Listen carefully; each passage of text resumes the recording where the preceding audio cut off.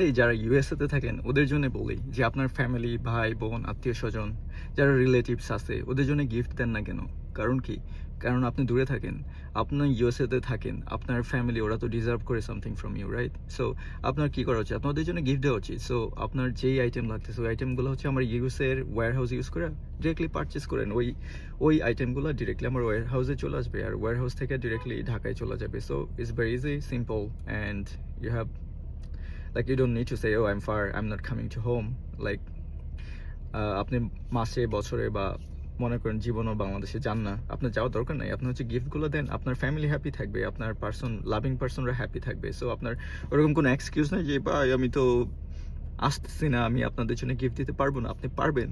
So আপনি gift দেন, ওদেরকে happy রাখেন। আর টু বি অনেস্ট, আমি গিফট দিছি ফর এক্সাম্পল আমার আম্মারে, আমার মারে।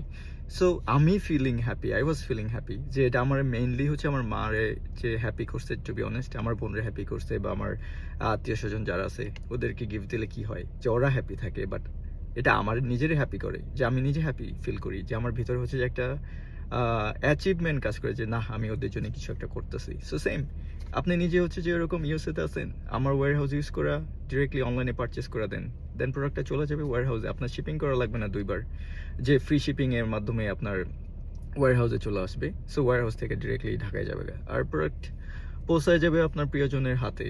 So why are you waiting? আপনার যে কোনো প্রোডাক্ট লাগতেছে, আপনি নিজে পারচেস করতেছেন, আপনি জাস্ট শিপিং পে করতেছেন, দ্যাটস অল। আর আপনার হ্যাপি থাকতেছে, আপনার ফ্যামিলির মানুষরা হ্যাপি থাকতেছে, আপনি নিজে হ্যাপি থাকতেছেন।